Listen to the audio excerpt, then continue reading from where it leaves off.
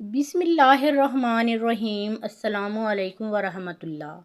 وہ خوش نصیب حضرات جن کی قبر میں حضور اقدس صلی اللہ علیہ وآلہ وسلم بنفس نفیس اترے اور ان حضرات کو خصوصی اعزاز بخشا، ان میں سے 5 یہ ہیں۔ نمبر 1، ام المومنین حضرت بی بی خدیجہ رضی اللہ تعالی عنہا۔ نمبر 2، حضرت بی بی خدیجہ کے ایک صاحبزادے۔ نمبر 3، حضرت بی بی عائشہ صدیقہ رضی اللہ تعالی عنہا کی والدہ حضرت ام رومان۔ نمبر 4، حضرت علی رضی اللہ تعالی عنہ کی والدہ حضرت فاطمہ بنت اسد۔ نمبر 5، حضرت عبداللہ رضی اللہ تعالی عنہ جن کا لقب ذوالبجادین یعنی 2 چادروں والا ہے۔ حضرت ذوالبجادین رضی اللہ تعالی عنہ کون تھے، کب اسلام لائے، یہ لقب کیوں ملا، شہادت کس طرح ہوئی، نیز ان کی تدفین کا منظر کیسا روح پرور تھا، آئیے ملاحظہ کرتے ہیں۔ آپ رضی اللہ تعالی عنہ کا تعلق مدینہ منورہ کے گرد و نواح میں آباد قبیلہ مدینہ سے ہے۔ آپ چھوٹے تھے کہ والد کا انتقال ہو گیا۔ والد نے وراثت میں کوئی مال نہیں چھوڑا۔ چچا مالدار تھا، لہٰذا اس نے آپ کی کفالت اور پرورش کی، یہاں تک کہ آپ بھی مالدار ہو گئے۔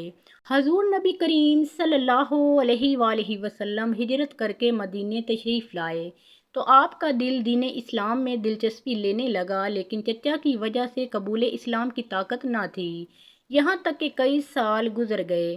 نبی کریم صلی اللہ علیہ وآلہ وسلم 8 ہجری میں فتح مکہ کے بعد مدینہ واپس ہوئے تو آپ نے چچا سے کہا، میں نے تمہارے اسلام لانے کا انتظار کیا، لیکن میرا خیال ہے کہ تم محمد عربی صلی اللہ علیہ وآلہ وسلم کی خدمت میں حاضری نہیں دو گے، مجھے اسلام لانے کی اجازت دے دو۔ اس نے کہا، اگر تم نے اسلام قبول کیا تو میں تم سے اپنی دی ہوئی ہر چیز چھین لوں گا، یہاں تک کہ کپڑے بھی چھین لوں گا۔ آپ رضی اللہ تعالی عنہ نے فرمایا، میں اسلام قبول کرنے لگا ہوں، میں جھوٹے معبودوں کی عبادت چھوڑتا ہوں، میرا سب کچھ لے لو۔ چچا نے آپ رضی اللہ تعالی عنہ سے کپڑوں سمیت سب کچھ چھین لیا، جبکہ ایک روایت کے مطابق جب آپ رضی اللہ تعالی عنہ کے دل میں محبت ایمان اور محبت رسول صلی اللہ علیہ وآلہ وسلم کی شمع روشن ہوئی تو آپ رضی اللہ تعالی عنہ نبی کریم صلی اللہ علیہ وآلہ وسلم کی جانب روانہ ہو گئے۔ آپ کی والدہ اپنی قوم کے پاس گئی اور کہنے لگی، میرا بیٹا محمد صلی اللہ علیہ وآلہ وسلم کی جانب چل پڑا ہے، اس کے پیچھے جاؤ اور اسے واپس لے آؤ۔ جب قوم کے لوگ آپ کو پکڑ کر لائے تو والدہ نے کہا، میرا بیٹا بہت شرم و حیا والا ہے، اگر اس کے کپڑے اتار لوگے تو یہ بھاگ نہیں سکے گا۔ لہٰذا قوم نے آپ رضی اللہ تعالی عنہ کے کپڑے اتار لیے اور برہنہ کر دیا۔ آپ رضی اللہ تعالی عنہ ایک کمرے میں بیٹھ گئے اور کھانے پینے سے انکار کر دیا۔ والدہ یہ دیکھ کر قوم کے پاس گئی اور کہا، میرے بیٹے نے قسم کھا لی ہے کہ جب تک وہ حضرت محمد صلی اللہ علیہ وآلہ وسلم کے پاس نہیں پہنچے گا، نہ کچھ کھائے گا نہ ہی پیے گا، تم لوگ اس کے کپڑے دے دو، مجھے ڈر ہے کہ کہیں میرا بیٹا مر نہ جائے۔ لیکن قوم نے کپڑے دینے سے انکار کر دیا۔ پھر والدہ نے اپنی چادر کے 2 حصے کر کے ایک حصے میں بٹن لگا دیے، جسے آپ رضی اللہ تعالی عنہ نے اوڑھ لیا، جبکہ دوسرے حصے کو آپ کے سر کے اوپر ڈال دیا اور کہا، جاؤ چلے جاؤ۔ آپ رضی اللہ تعالی عنہ سحر کے وقت مدینہ منورہ پہنچے اور مسجد نبوی شریف میں ٹھہرے۔ جب نبی کریم صلی اللہ علیہ وآلہ وسلم نماز کے لیے تشریف لائے اور نظر مبارک آپ رضی اللہ تعالی عنہ پر پڑی تو فرمایا، تم کون ہو؟ تو آپ نے عرض کی، میرا نام عبد العزیٰ ہے، میں فقیر اور مسافر ہوں، آپ کی محبت میں گرفتار ہوں، آپ کی صحبت میں رہنا چاہتا ہوں۔ ارشاد فرمایا، تمہارا نام عبداللہ اور تمہارا لقب ذوالبجادین ہے، ہمارے گھر کے قریب ہمارے پاس رہا کرو۔ آپ رضی اللہ تعالی عنہ نے صحبت رسول صلی اللہ علیہ وآلہ وسلم کو اپنے اوپر لازم کیا ہوا تھا۔ نبی رحمت صلی اللہ علیہ وآلہ وسلم آپ کو قرآن سکھایا کرتے تھے، یہاں تک کہ آپ نے بہت سا قرآن پڑھ لیا۔ آپ رضی اللہ تعالی عنہ مسجد نبوی میں قیام کرتے اور بلند آواز سے تلاوت کرتے تھے۔ ایک مرتبہ حضرت عمر فاروق رضی اللہ تعالی عنہ نے رسول اللہ صلی اللہ علیہ وآلہ وسلم سے عرض کی، یا رسول اللہ صلی اللہ علیہ وآلہ وسلم، کیا آپ اس اعرابی کو نہیں سن رہے کہ بلند آواز سے قرات کرتا ہے اور اپنے بلند آواز کی وجہ سے دوسروں کو تلاوت قرآن سے روک دیتا ہے؟ نبی رحمت صلی اللہ علیہ وآلہ وسلم نے فرمایا، عمر اسے چھوڑ دو، اس نے اللہ اور اس کے رسول صلی اللہ علیہ وآلہ وسلم کی طرف ہجرت کی ہے۔ ایک روایت میں ہے کہ حضرت عمر رضی اللہ تعالی عنہ نے بارگاہ رسالت میں سوال کیا، کیا یہ ریاکار یعنی دکھلاوا کرنے والا ہے؟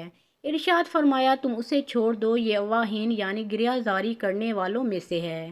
سن 9 ہجری ماہ رجب میں حضور اکرم صلی اللہ علیہ وآلہ وسلم جنگ تبوک کے لیے روانہ ہوئے تو آپ بھی مجاہدین میں شامل ہو کر چل پڑے اور حضور اکرم صلی اللہ علیہ وآلہ وسلم سے درخواست کی، یا رسول اللہ صلی اللہ علیہ وآلہ وسلم، دعا فرمائیے کہ مجھے شہادت نصیب ہو۔ نبی رحمت صلی اللہ علیہ وآلہ وسلم نے آپ سے ببول کے درخت کی چھال منگوائی۔ آپ چھال لائے تو آپ صلی اللہ علیہ وآلہ وسلم نے اسے آپ کے بازو پر باندھ دیا اور دعا کی، اے اللہ، میں نے اس کے خون کو کفار پر حرام کر دیا ہے۔ عرض کی، میں نے اس کی خواہش نہیں کی، تو حضور صلی اللہ علیہ وآلہ وسلم نے ارشاد فرمایا، جب تم جہاد کے لیے نکلو، اگر بخار میں بھی فوت ہوگے، جب بھی تم شہید ہوگے، اگر تمہارا جانور تمہیں گرا کر تمہاری گردن توڑ دے تو بھی تم شہید ہوگے، کوئی حرج نہیں کہ شہادت کس طرح ملے۔ اللہ تعالیٰ کا کرنا ایسا ہوا کہ رسول اللہ صلی اللہ علیہ وآلہ وسلم نے مقام تبوک پہنچ کر تقریباً 20 راتیں دشمن کا انتظار کیا۔ وہیں حضرت ذوالبجادین رضی اللہ تعالیٰ عنہ کو بخار چڑھا اور وہ اپنے خالق حقیقی سے جا ملے۔ حضرت بلال بن حارث مدنی رضی اللہ تعالیٰ عنہ کا بیان ہے کہ یہ رات کا وقت تھا، میں نے دیکھا کہ مؤذن رسول حضرت بلال رضی اللہ تعالیٰ عنہ ہاتھ میں چراغ لیے ہیں اور نبی کریم صلی اللہ علیہ وآلہ وسلم بنفس نفیس ان کی قبر میں تشریف فرما ہیں۔ حضرت ابو بکر صدیق و حضرت عمر فاروق رضی اللہ تعالیٰ عنہم ان کو قبر میں اتار رہے ہیں۔ حضور اکرم صلی اللہ علیہ وآلہ وسلم ارشاد فرما رہے ہیں، اپنے بھائی کو عزت کے ساتھ لاؤ۔